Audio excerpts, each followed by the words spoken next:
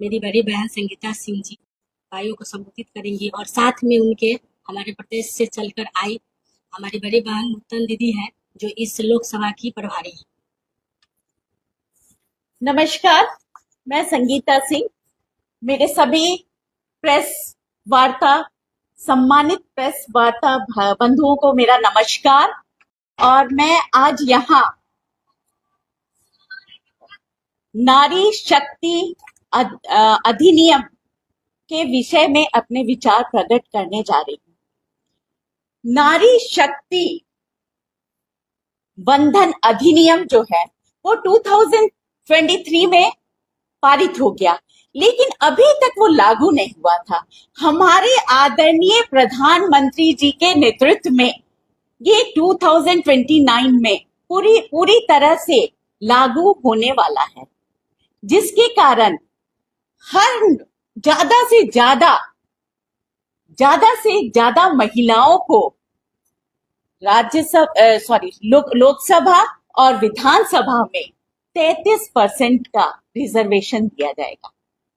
ये हमारे लिए, ये महिलाओं के लिए ये एक ऐतिहासिक निर्णय है और ये निर्णय हमारे आदरणीय प्रधानमंत्री द्वारा लिया गया है, जिसके कारण उनका कहना है कि महिलाएं जो हैं वो समाज के गठन के साथ साथ राजनीति में भी उनका उतना ही योगदान होना चाहिए जितना वो घर में रहती हैं, जितना वो समाज में रहती हैं, जितना वो बच्चों के पालन पोषण में रहती हैं। अगर उनका योगदान राजनीति में रहेगा तो राजनीति जो है, राजनीति के क्षेत्र में हमारा देश, हमारे राष्ट्र का निर्माण मजबूत होगा। तो हर क्षेत्र में आज महिलाएं कार्य कर रही हैं और हमारे आदरणीय प्रधानमंत्री जी के द्वारा कई योजनाएं दी गई हैं। पहले से ही उनका कहना है बेटी पढ़ाओ बेटी बचाओ, हर लड़कियों को पढ़ना चाहिए, एजुकेशन सबके लिए मस्ट है और शिक्षा प्राप्त करके ही हम महिलाएं आगे बढ़ेंगे। हमारी सोच में बदलाव आया है, हमारी नीति में बदलाव आया है, हमारे विचार में बदलाव आया है और इन विचारों को ही हम राजनीति में अपना योगदान देकर अपने बिहार को, अपने हिंदुस्तान को शीर्ष पे रखेंगे। तो नारी शक्ति बंधन अधिनियम जो है वो एक गर्व की बात है। आदरणीय प्रधानमंत्री जी द्वारा हम महिलाओं के लिए ये एक गर्व की बात है। ये हमें राजनीति में आने का एक रास्ता दे रहा है। 33% महिलाएं अब राजनीति में आएगी। कंधे से कंधे मिलाकर पुरुष से हम आगे बढ़ेंगे। और सब मेरा कहना है कि जिस तरह घर में एक पिलर पूरे घर को संभाल के रखता है, उसी तरह राजनीति में अगर महिलाएं आ जाएंगी तो पूरे राष्ट्र को संभाल के रखेंगी अपने विचारों से, अपनी नीति से। तो ये जो अधिनियम पारित तो हो गया है, लागू होने वाला है। हम लोगों को, हम सब महिलाओं को, जितनी महिलाएं यहाँ बैठी हैं, हो सकता है आने वाले चुनाव में आप इन्हें लोकसभा में देखेंगे, आप इन्हें विधानसभा, और ये सब आदरणीय मोदी जी का दिया हुआ है। मोदी जी को हम सब महिलाओं का आभार प्रकट करना चाहिए, क्योंकि उनका कहना है कि नारी सशक्तिकरण से ही हमारा राष्ट्र मजबूत होगा, हमारा देश मजबूत होगा, हम आगे बढ़ेंगे और नारी सशक्तिकरण को मजबूत बनाना बहुत जरूरी है।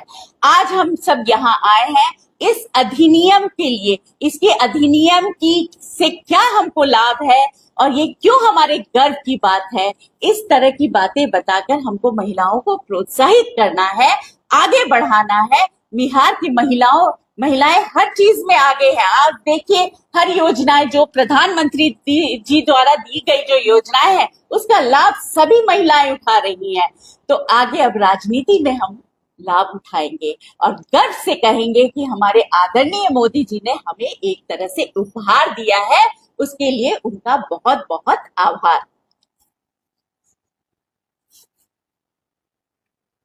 तो बेटी बचाओ बेटी पढ़ाओ के लेकर के जैसे क्या, जैसे आगे इसका ट्रॉफी जैसे इस पर लागू हो जाएगा, नियम लागू हो जाएगा। देखिए, बेटी आज आप गांव में जाइए, हम बिहार के गांव गांव में जाते हैं और देखते हैं कि बेटियां पढ़ रही हैं, हमारी बेटियों को साइकिल दिया गया, हमारी बेटियों को पढ़ाई के लिए बस्ता दिया गया है, किताबें दी गई हैं, और लड़कों की तुलना में बेटियां आज पाठशालाओं में जा रही हैं। और ज्यादातर हमारी जो एनडीए की सरकार है, उनका एक ही लक्ष्य है, बिहार को विकसित बिहार बनाना।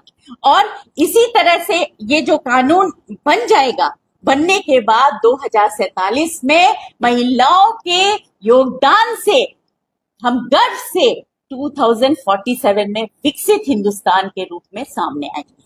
और नेपाल के प्रधानमंत्री वालेन शाह के द्वारा जो है नेपाल में सभी प्राइवेट संस्थानों को, स्कूलों को जो बंद कर दिया गया है, वहाँ प्रधानमंत्री का बेटा हो या विधायक का बेटा हो या सरकारी कर्मचारी का बेटा हो या गरीब का बेटा हो, सब सरकारी स्कूल में पढ़ेगा। वैसा नियम जो है वो यहाँ लागू होना चाहिए, यहाँ की जनता के द्वारा कहा।